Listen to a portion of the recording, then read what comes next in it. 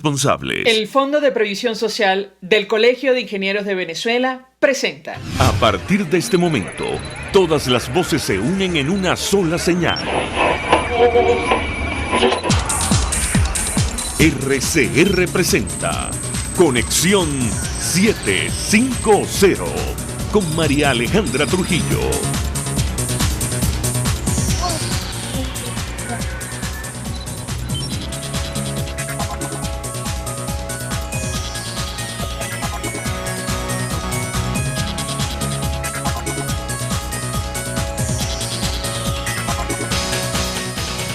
La misión diplomática de la Unión Europea pidió un diálogo a largo plazo en Venezuela tras el proceso que se va a realizar o que organiza el chavismo, mejor dicho, para el mes de diciembre. Esto luego de culminar su visita a nuestro país. En una carta pública, 200 personalidades, incluyendo expresidentes, cancilleres y dirigentes de América Latina y Europa, rechazaron las iniciativas llevadas a cabo en Venezuela por Josep Borrell, alto representante para asuntos exteriores del bloque europeo, en acuerdo con el gobierno de España, dice la misiva. Para los firmantes, las últimas operaciones políticas de Borrell son incongruentes y buscan obstaculizar el rescate a la libertad venezolana. Varios datos. El Consejo Permanente de la OEA debatió hoy el informe de la misión de determinación de hechos de la ONU sobre Venezuela. Varios países latinoamericanos destacaron la necesidad de que sea prorrogado el mandato de la misión de Naciones Unidas. Además, un panel de expertos invitados al Consejo de la OEA advirtió que el proceso electoral de diciembre cuenta con las condiciones más restrictivas de los últimos 20 años en nuestro país. Hablaremos al respecto durante la tarde de hoy.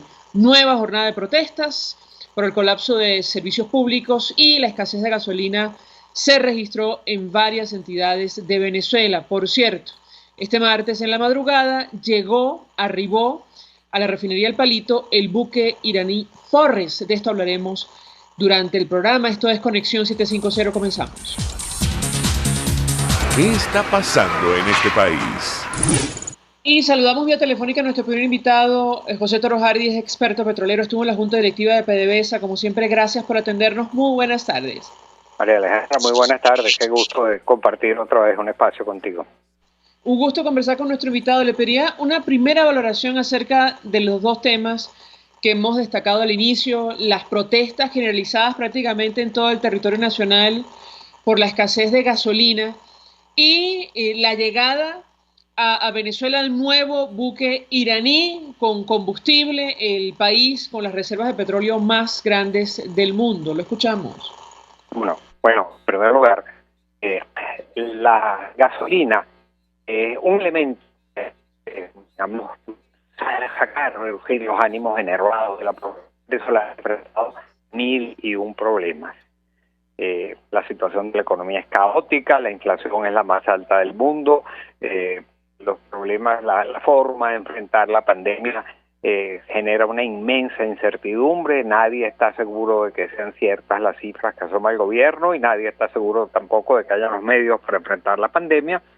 Lo que sí está claramente a la vista son las inmensas cosas que hay que hacer enfrente de las estaciones de servicio, y ahí es donde surge un grito de protesta que probablemente será cada vez mayor.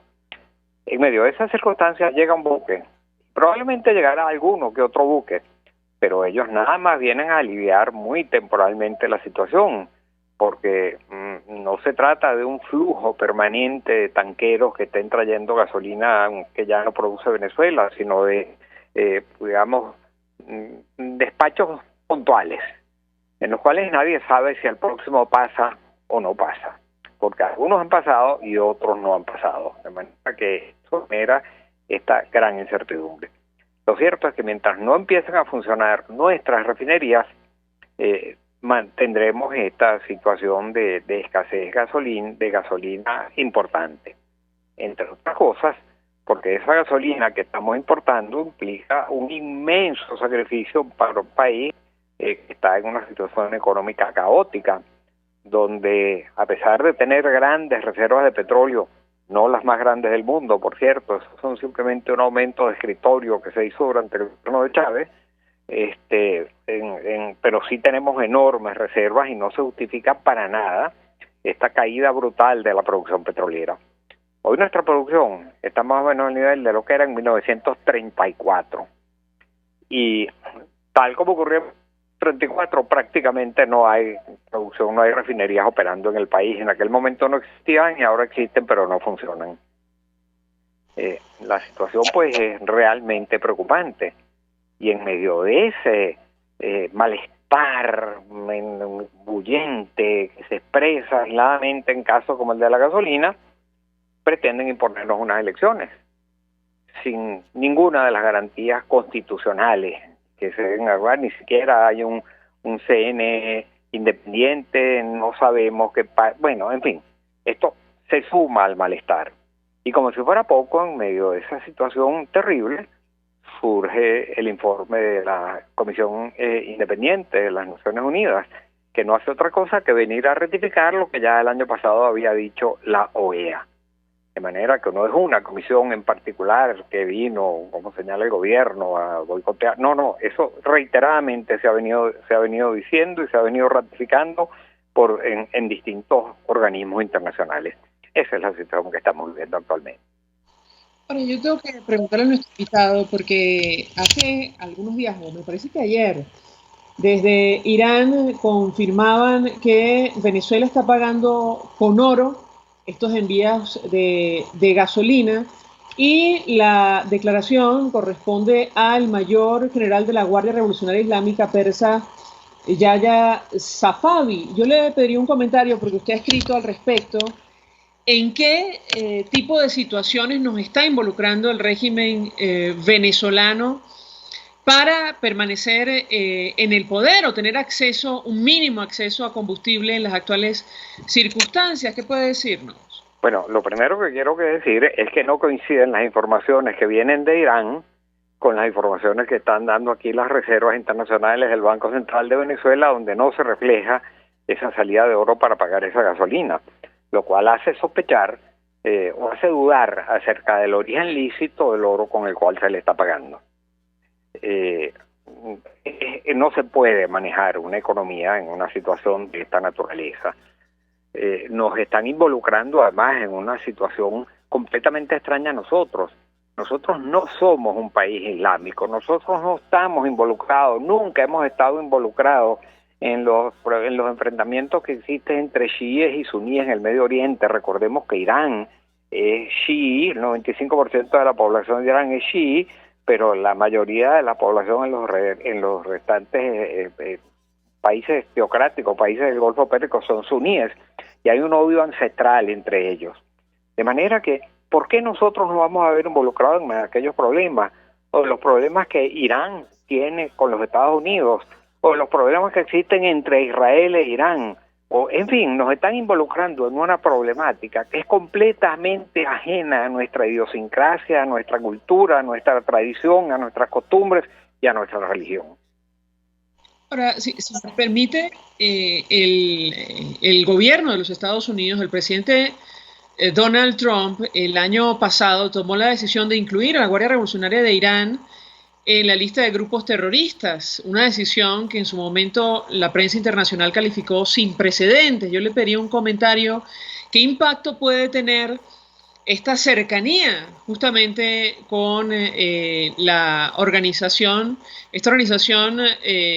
incluida, insisto, en la lista de grupos terroristas por los Estados Unidos? Lo escuchamos. Claro, es que eso es una conflictividad permanente que existe en el Medio Oriente. El Medio Oriente es una de las regiones más violentas del mundo. Allí pareciera que la violencia emana de las entrañas mismas de la tierra, como emana el petróleo en aquellas partes del mundo muy rica en petróleo, y donde los conflictos se remontan a 1300 años atrás, cuando estalla una suerte de guerra civil dentro del Islam entre chiíes y suníes, que se ha traducido en infinitas derramamientos de sangre entre esas facciones del Islam, o el enfrentamiento entre judíos y chiitas, o judíes y musulmanes, o el enfrentamiento entre Irán y los Estados Unidos, o la conflictividad que genera la posición de los Estados Unidos frente a Irán y que de alguna manera lo enfrenta en algunas situaciones con Europa. ¿Qué tenemos nosotros que ver con todo eso?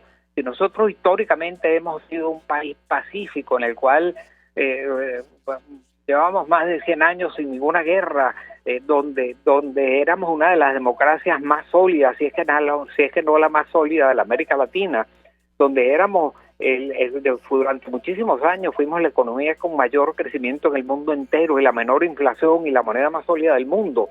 ¿A dónde nos están arrastrando? ¿Por qué nos están involucrando en temas que no hacen sino amenazar la paz de los venezolanos y la tranquilidad de los venezolanos, y nos están imponiendo una suerte de gobierno que viola incluso nuestra historia de 40 años de democracia, que era reconocida en el mundo entero? En eso nos está involucrando una cantidad de problemas que no tienen nada que ver con nosotros.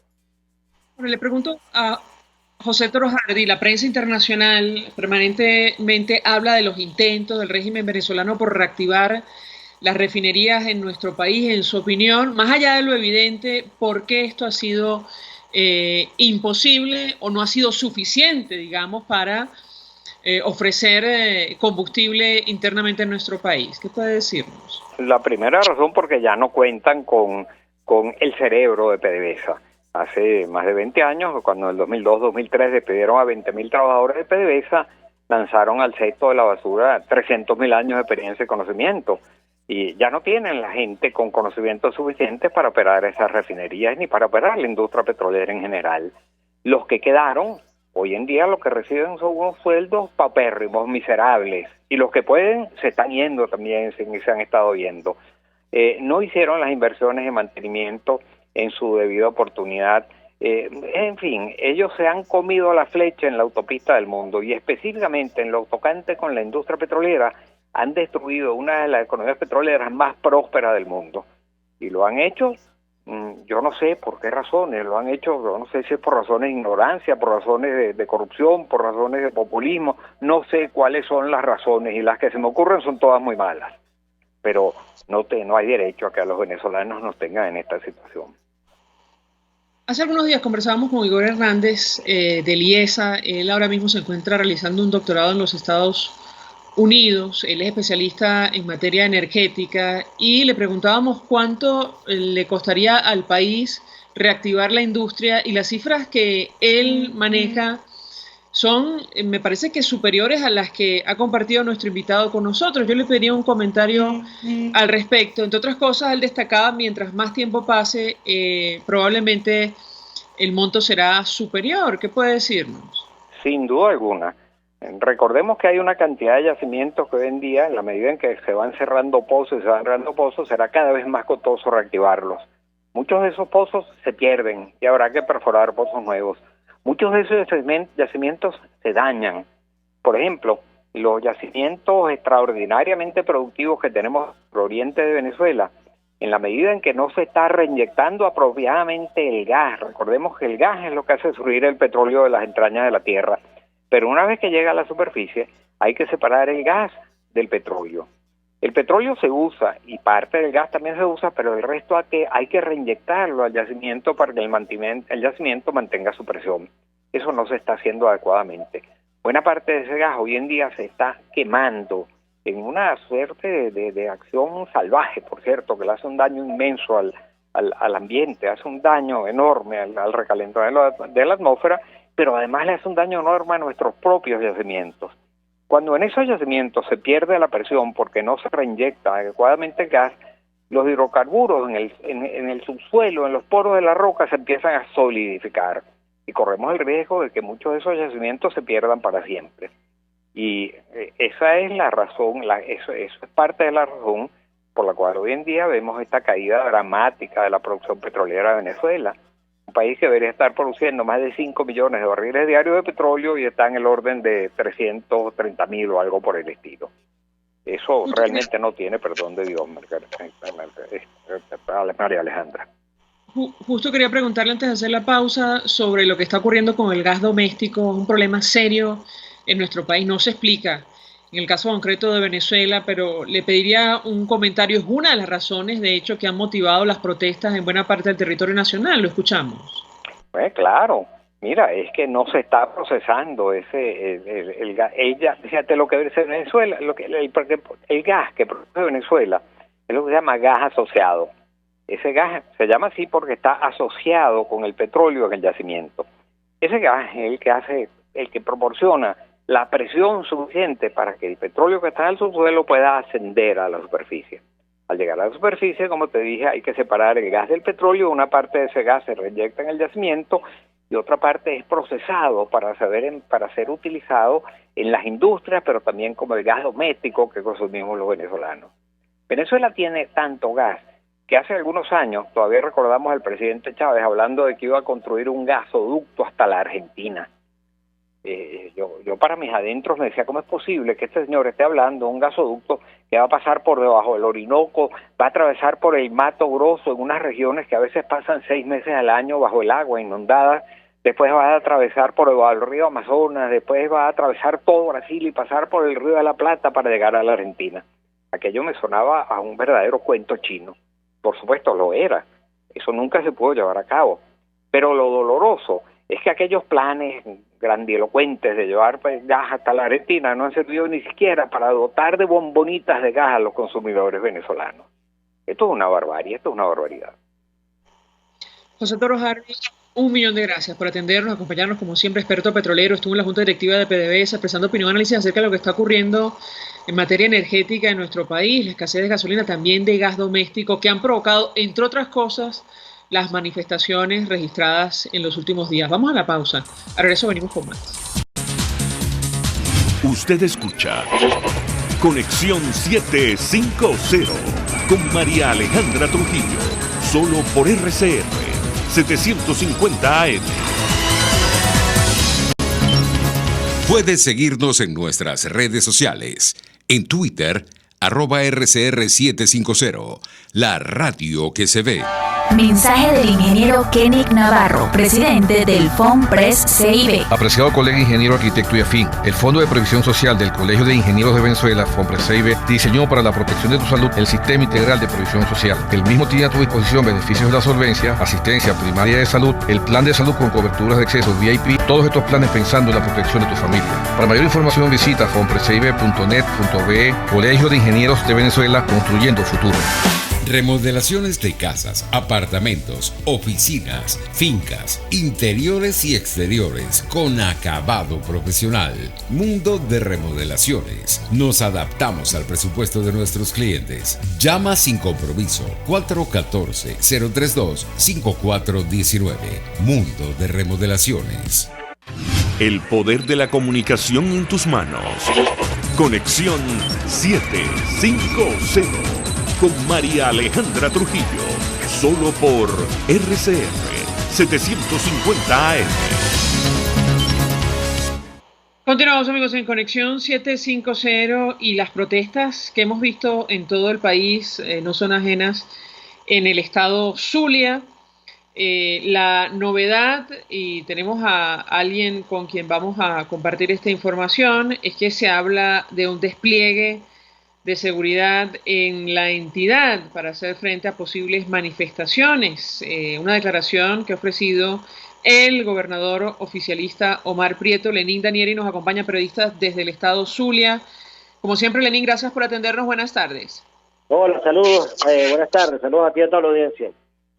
Pues un gusto conversar contigo, Lenín. ¿Qué puedes decirnos acerca de la rueda de prensa que ha ofrecido hoy el gobernador del Zulia y la situación en la entidad? Ustedes no son ajenos a las protestas que hemos visto en los últimos días, pero sí llama la atención el anuncio sobre el despliegue de seguridad. ¿Qué puedes decirnos? Te escuchamos. Bueno, el despliegue de seguridad yo me imagino que tiene que ver con las protestas, y es para evitar las protestas, porque si hablamos de seguridad personal, ese despliegue al parecer no está haciendo no está cumpliendo su cometido, porque hay zonas donde cada vez cuando ocurren apagones quedan a merced del AMPA.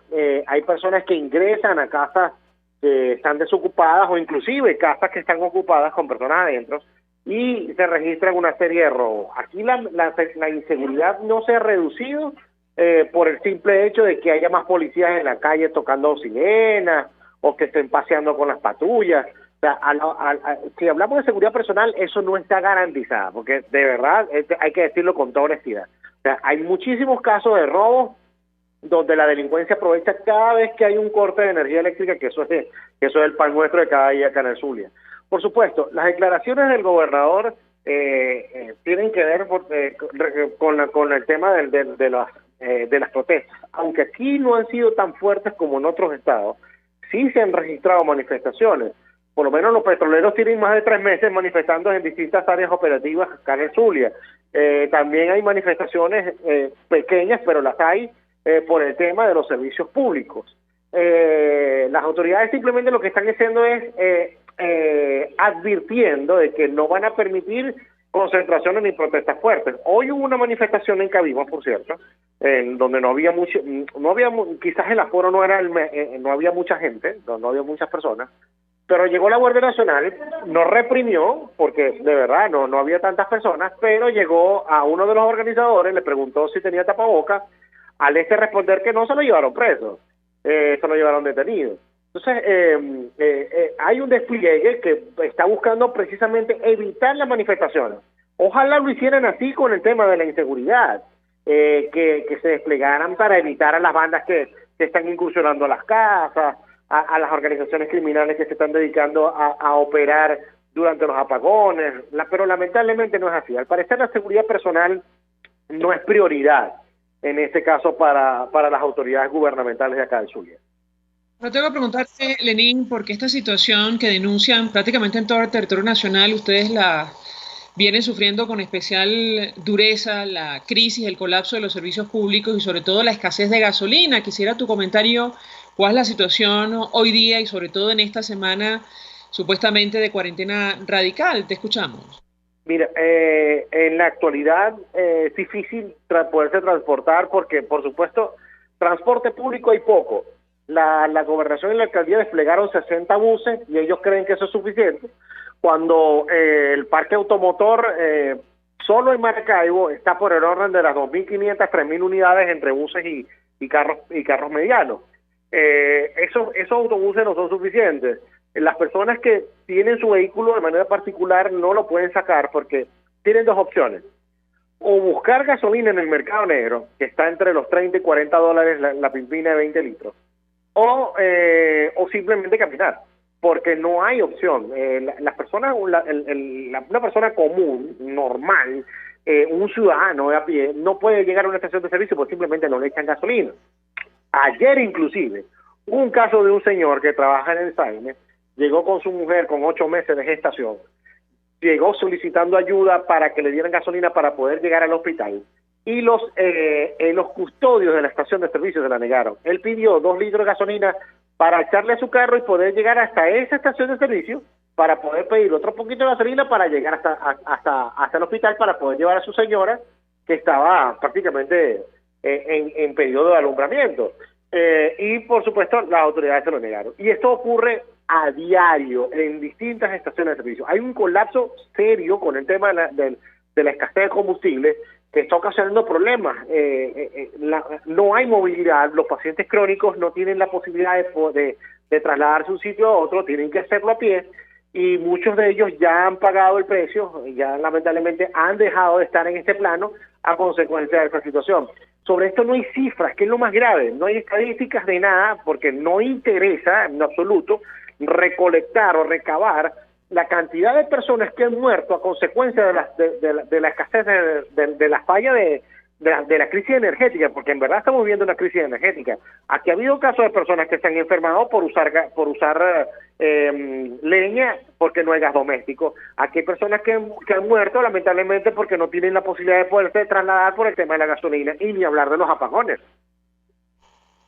Ahora, llama la atención los argumentos que están utilizando desde el oficialismo. Lenín, el caso concreto del Zulia, aparentemente el gobernador Omar Prieto culpó hoy del colapso de los servicios públicos a la oposición. Y yo te pediría un comentario porque contigo hemos hablado en varias oportunidades sobre la cantidad ingente de recursos que supuestamente se invirtieron en el Zulia para hacer frente a la crisis eléctrica, dinero que nadie sabe dónde está. ¿Qué puedes decirnos? Te escuchamos.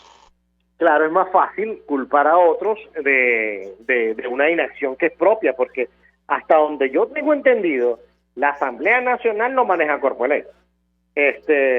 Y la Asamblea Nacional está en manos de la oposición de 4 años para acá. Y este colapso ya tiene mucho más tiempo. O sea, es muy fácil culpar a otros de una inacción que evidentemente no es de ellos mismos, o sea, del mismo gobierno. O sea, esto ha sido paulatino. O sea, el deterioro del sistema eléctrico no fue de la noche a la mañana, y esto viene ocurriendo desde hace ya algunos años.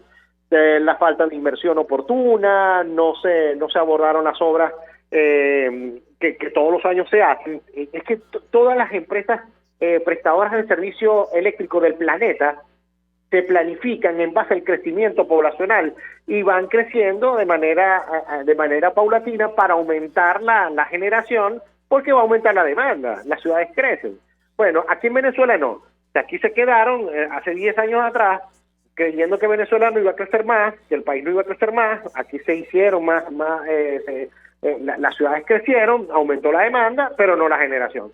Y eso ha sido la consecuencia de todo esto. El sistema eléctrico falla no solo acá en el Zulia, porque por estar en el extremo final del interconectado nacional. Es todo el sistema eléctrico, desde Guri hasta aquí, desde generación, desde inclusive el transporte, o sea, la conducción, la conectividad, pues la conectividad que es el interconectado que va desde el Guri hasta todo el occidente del país. O sea, todo ese sistema está fallando y está ocasionando como consecuencia que en la actualidad nosotros tengamos, y no exagero, nosotros en el Zulia tenemos 10 años sin estabilidad en el sistema eléctrico. Y no es mentira, 10 años. O sea, nosotros tenemos fallas de todo tipo, ya sea un apagón, ya sea una fluctuación, ya sea un racionamiento, ya sea una falla general, pero siempre hay algo. En el Zulia no se ha gozado de estabilidad eléctrica completa, por lo menos durante, ¿qué digo yo?, ni siquiera un mes. O sea, no hemos tenido estabilidad en el sistema eléctrico acá en el Zulia en los últimos 10 años. Sin embargo, Lenín, no precisamente por falta de dinero, miles de millones de dólares, según el ingeniero José Aguilar, se destinaron al estado Zulia en el marco de la crisis y la emergencia eléctrica, y ese dinero no se compadece con la realidad que les ha tocado sufrir a ustedes. Quisiera tu comentario. Fíjate que es lo más lamentable, porque se prometieron de hecho cuando la emergencia eléctrica, en el primer momento que habló Hugo Chávez y dijo que ya se estaban abordando unos planes y que iban a hacer este proyecto, que iban a hacer una serie de cosas, se hablaron de termoeléctrica, de instalaciones nuevas que iban a aumentar la generación de energía.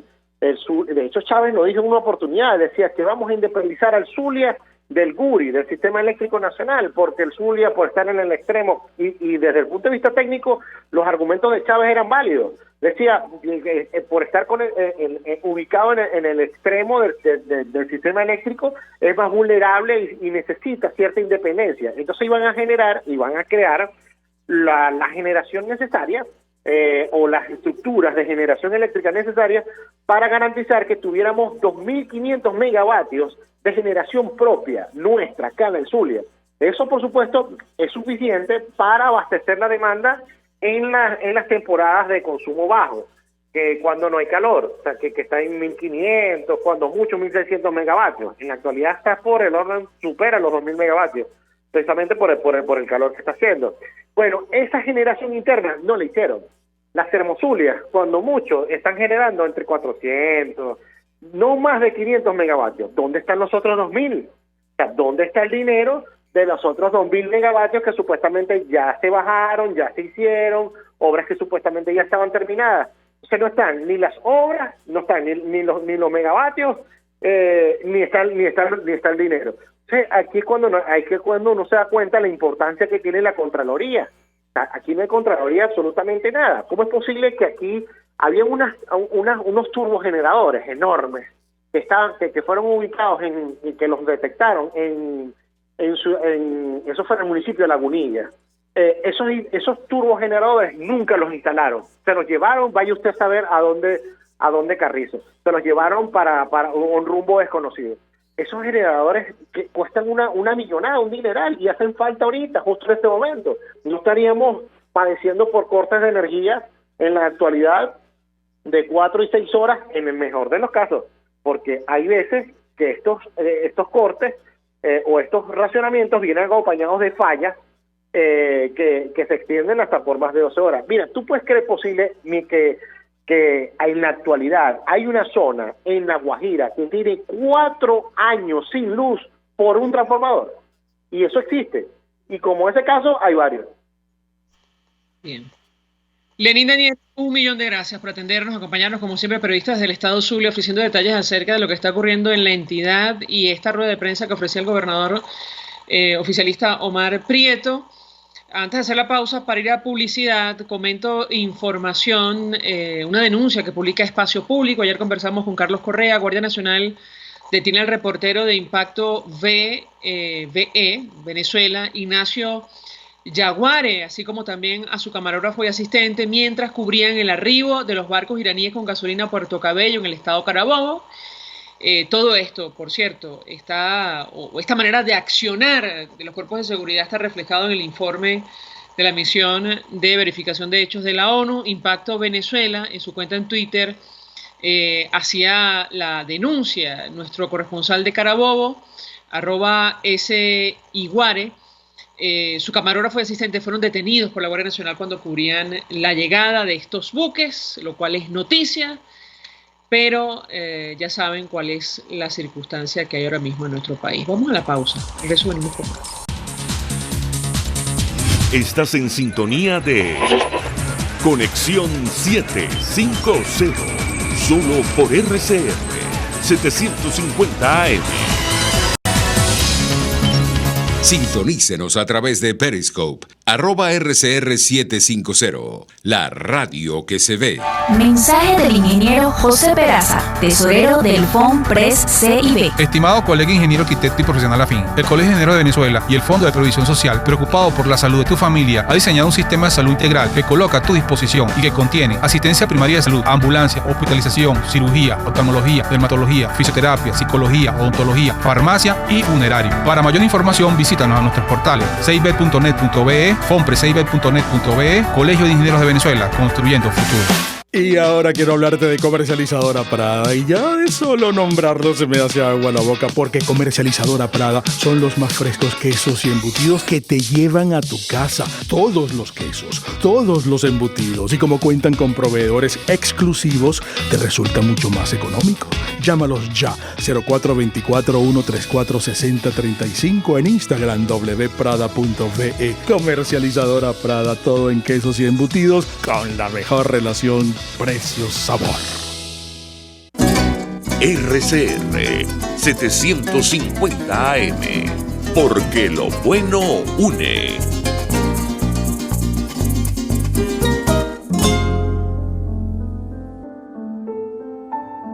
La Academia de Ciencias Físicas, Matemáticas y Naturales presenta El progreso tiene su ciencia. Hoy presentamos los gochos y el bosón de Higgs.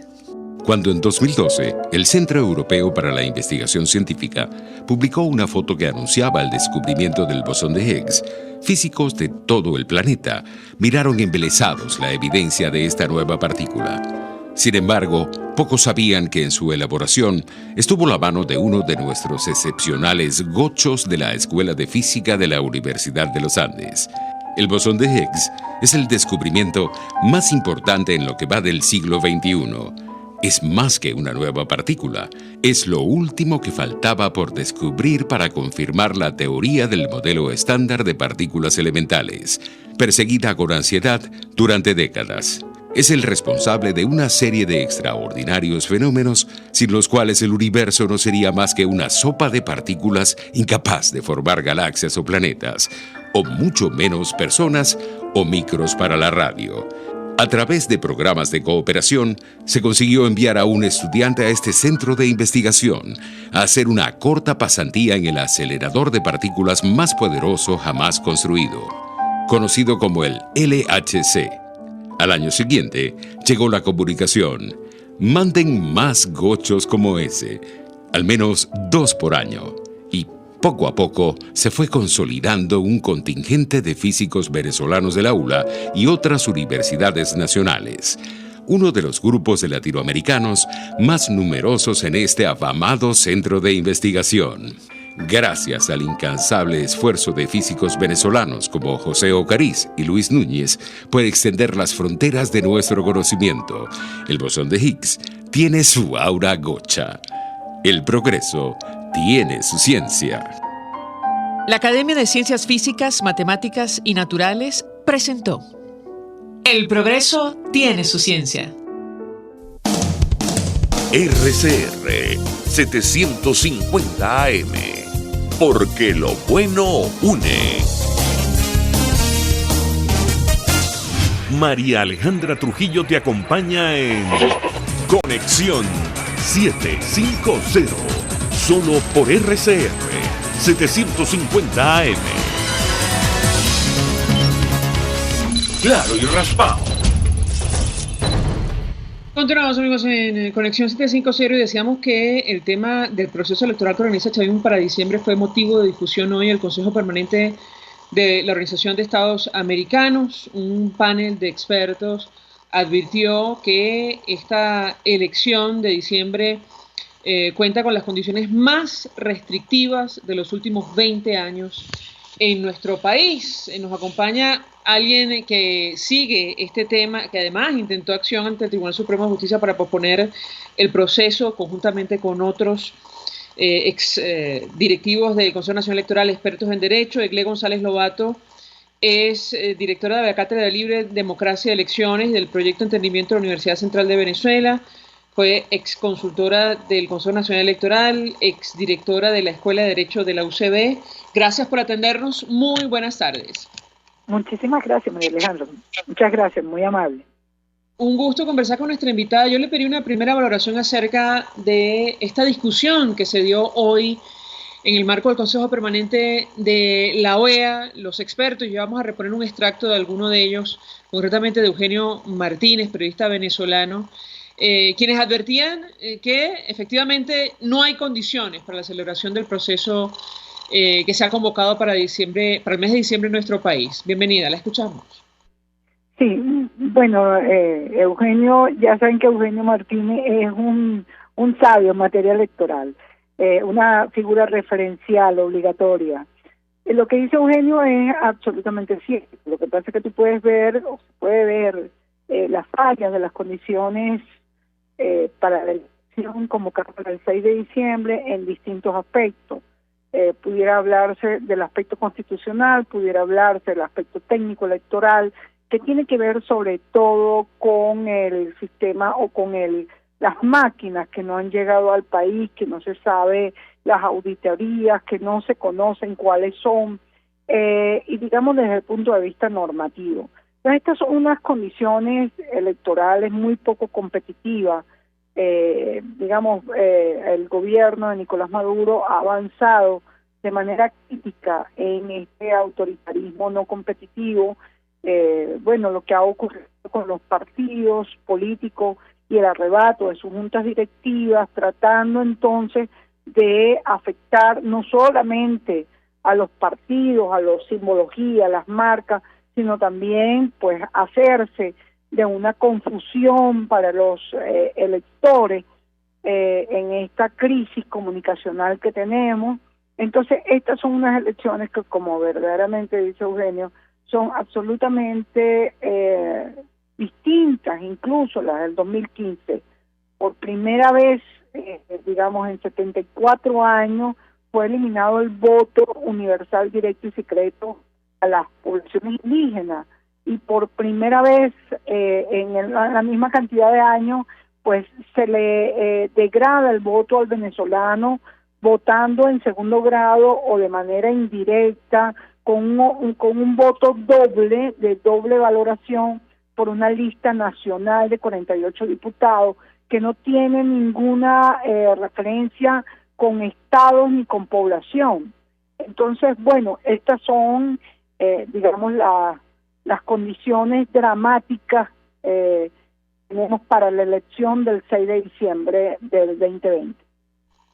Si me permiten, tenemos un extracto de la intervención de Eugenio Martínez como experto electoral en este Consejo Permanente de la OEA, en el debate que se realizó para hablar sobre el proceso que está convocado para diciembre.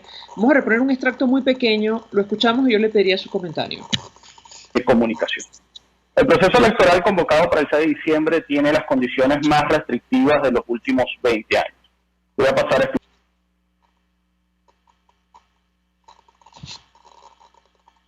explicar por qué. Quien me precedió, Leandro Querido, explicó muy bien los aportes y análisis que han hecho las organizaciones que hacen monitoreo electoral en Venezuela, como Asamblea de Educación, Observatorio Electoral Venezolano, Súmate y el GTS, el Grupo de Seguimiento Técnico. Para ampliar algunos de los argumentos expuestos por Leandro Querido, pueden visitar los sites de estas organizaciones para tener un desarrollo mucho más amplio que el tiempo actual no lo permite. Es evidente que ningún sistema de votación por sí solo puede garantizar la confianza de la población y de la comunidad internacional en el proceso electoral y en sus resultados. La confianza en los procesos electorales comienza con una serie de factores como el arbitraje imparcial institucional, seguridad jurídica y un marco regulatorio con reglas claras de competitividad. Venezuela y su sistema político electoral carecen de estos factores, convirtiendo las elecciones convocadas para el 6 de diciembre, como ya les mencioné, en el evento con las peores condiciones políticas y técnicas, a las que ahora se une el riesgo sanitario provocado por el COVID-19. Bien, en un resumen rápido de Eugenio Martínez, y yo quisiera conocer la opinión de nuestra invitada al respecto, porque en sus redes sociales usted ha hecho referencia justamente a la organización de este proceso que se inicia con la designación de un Consejo Nacional Electoral al margen, con un procedimiento que está al margen de la Constitución. ¿Qué puede decirnos? La escuchamos. Sí, bueno, Eugenio hace una intervención estupenda, como siempre. Además refiere a Leandro Querido, que es de Transparencia Internacional en Argentina. Han trabajado, aquí se vota en Venezuela, aquí se vota en Cuba, tienen sendas publicaciones muy interesantes. Es decir, es un equipo, está trabajando con un equipo altamente calificado. Yo lo que le agregaría, me permitiría agregarle a Eugenio, es que en todo proceso electoral debe haber un aspecto importante, que es la incertidumbre sobre los resultados. Es decir, tú no puedes tener un proceso electoral donde el partido al gobierno se genere escandalosamente las ventajas, incluso pudiéramos hablar de algo tramposo, ¿no? Que es distinto al fraude, pero algo tramposo, ventaja. Te generaste todos los partidos políticos para asegurarte un resultado electoral. Ese es el problema exactamente que existe en Venezuela, que no tiene la incertidumbre del resultado. Entonces pareciera que aquí es muy probable que la oposición pierda. La oposición es muy probable que pierda. Bueno, eso genera desconfianza en el electorado, desmotivación completamente. Y digamos que Eugenio comienza recibiendo el Consejo Nacional Electoral, y yo le doy toda la razón, porque el Consejo Nacional Electoral debió ser una llave para iniciar una reinstitucionalización en el país. El Consejo Nacional Electoral era ese corazoncito. Entonces, hicieron muy mal cuando prescindieron de la oposición institucional en la Asamblea Nacional, que le ha hecho con sus actividades, sus expresiones, digamos, se oponen al proyecto de Nicolás Maduro. Entonces, eso pues es lo que ha caído en esta desconfianza que dice Eugenio, que refiere al electorado, y tiene toda la razón. La gente no se siente motivada, se siente con desconfianza. Incluso, mira, primera vez en muchísimo tiempo que yo no había escuchado el 28, el 6. Es decir, es lo que uno de mis compañeros en el amparo contra estas elecciones, como es Andrés Caleca, es presidente del Consejo Nacional Electoral, llama chapuza electoral. Bueno, porque es que todo está diseñado de una manera muy distante a lo que son las variables, digamos, estándares internacionales. Dos inquietudes que me surgen a propósito de los argumentos, además, que ha compartido nuestra invitada en distintas entrevistas y en redes sociales. En primer lugar, ¿Cuál cree usted que va a ser la consecuencia de la celebración de estos comicios en las actuales circunstancias? La comunidad internacional sigue de cerca lo que está ocurriendo hoy, sin ir más lejos. Los distintos representantes de América Latina en la OEA advertían sobre la necesidad de rechazar, incluso desconocer este proceso que organiza el chavismo para tomar el control de la única institución legítima que existe en nuestro país. Eso en primer lugar. Y en segundo lugar, insiste el alto representante de la Unión Europea en su idea de posponer este proceso. Ustedes intentaron algo similar, o digamos una iniciativa similar ante el Tribunal Supremo de Justicia. Sin embargo, tomando en consideración las actuales circunstancias, existen dudas de que esto se prorrogue un poco más, esto sea una garantía de transparencia o de un proceso transparente en el futuro. ¿Qué puede decirnos sobre estos dos temas? La escuchamos. Sí, bueno, efectivamente vas en el centro del debate, ¿no? Hay algo importante. Mira, aquí la diferencia está en la propuesta. Tú puedes posponer, pero siempre contemplando la elección dentro del proyecto que tiene. Es, por supuesto, un despropósito pensar que va a haber una suspensión de 2 meses, de 3 meses, como que si fuese, bueno, y todo queda igual. Bueno, eso es, digamos, no es ese el sentido. La idea de una suspensión, digamos, finita, es decir, que se establezca una fecha probable de una elección, tiene que ver con la posibilidad de la negociación. Es decir, el proceso electoral es un proceso, una vía necesaria para que los opuestos se sienten a acordar no solamente aspectos del tema electoral, sino los que tienen que ver postelectoral, que tienen que ver con la gobernabilidad y la convivencia en el país. Sí, este país no va a salir hasta ahora. Mira, han llegado, digamos, Nicolás Maduro pretende con estas elecciones del 6 de diciembre, en ese paraguas donde dice que la instalación está al 5, pero el único objetivo claro que tiene Nicolás Maduro es acabar con el gobierno interino y la Asamblea Nacional. Bueno, eso no lo puedes lograr porque llegaste acá, efectivamente llegaron los dos con mitad de fracaso, medianamente fracasados, pero llegaron, no se aniquilaron. Es imposible que se aniquilen el uno al otro. Y luego, tampoco plantear una indefinición de la elección. Es decir, yo no estoy de acuerdo, y lo aclaro, que el amparo nunca fue abstencionista. ¿Por qué? Porque es que tampoco el gobierno interino, su palabra lo dice, o sea, es contrario permanente. Aquí tiene que haber un cambio político evidente. La posición de Estados Unidos es una posición radical, una posición donde dice, mira, aquí no se celebran elecciones hasta tanto no se resuelve el asunto con Nicolás Maduro. La Unión Europea está diciendo, bueno, mira, es probable que se abra una ventana de negociación y lleguen a los acuerdos necesarios, incluso ponerle el apellido de la elección que quieran, sea presidencial, sea elecciones, pero tienen que sentarse en una mesa a hablar, tanto la gente del oficialismo representada por el gobierno de Nicolás Maduro como por las diferentes oposiciones. Digamos, institucionales, por supuesto, y todos estos, digamos, que pudieran estar en desacuerdo y pudieran aportar. Entonces, esa visión es muy importante. Yo, por ejemplo, rechazo esta campaña contra Borrell y la misión de la Unión Europea.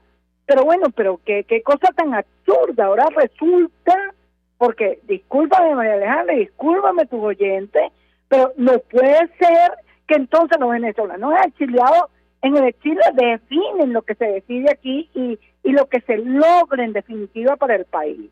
Es decir, no tenía por qué haber esa campaña de desprestigio, de descrédito, que si venían ocultos, que si tenían, tú sabes, no, porque bueno, vino una misión a ver efectivamente en qué condiciones están y si se pospone, para cuándo se pospone. Ahora, lo que sí pareciera para mí, en mis zapatos, cierto, es que aquí tiene que haber una vía para la negociación y esa vía la ofrece un proceso electoral. Entonces yo sí creo que se tiene que posponer y por lo menos pensarse, mira, la vía del amparo les quedaría genial, porque además le da la oportunidad a Nicolás Maduro de decir, mira, a través del Tribunal Supremo, mira, aquí se va a posponer, aquí hay separación de poderes, aquí no se puede llevar a una elección en esto que ha violentado la Constitución en diferentes artículos. Eso para mí sería plausible.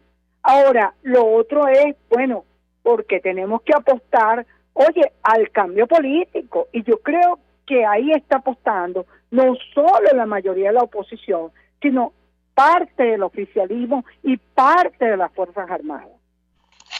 Ahora, no se trata solo de venezolanos en el exilio, es decir, estamos hablando de dirigentes de América Latina y de Europa que desconocían de esta misión del alto representante. El presidente del Partido Popular Español, reunido con los 27 embajadores de la Unión Europea, hoy expresaba su rechazo ante esta misión oculta, decía él, pues se debe mantener la posición europea contra Maduro. Es decir, lo que se ha criticado, entendemos nosotros, esto lo digo a título personal, es la manera como se ha planteado la misión a espalda incluso de países latinoamericanos que también reconocen al presidente interino Juan Guaidó, como quedó en evidencia en el Consejo Permanente celebrado hoy en la OEA. Quisiera su comentario.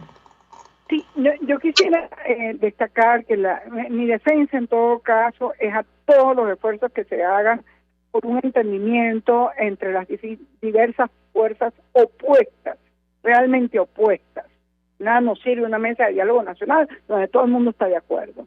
Una gente que adverse a Nicolás Maduro y que le plantee que unas condiciones y cómo deben celebrarse unas elecciones. Ahora, me parece una campaña, es decir, yo no estoy segura que los 27 partidos, no todos apoyaron seguramente la misión, pero tampoco todos desconocían de la misión. Pero lo que está pasando también, María Alejandra, es que no se puede concretar los conflictos de la Unión Europea a Venezuela. Los países en la Unión Europea también necesitan a Borrell y se necesitan entre ellos, cada uno de ellos tiene su frontera, cada uno tiene sus problemas.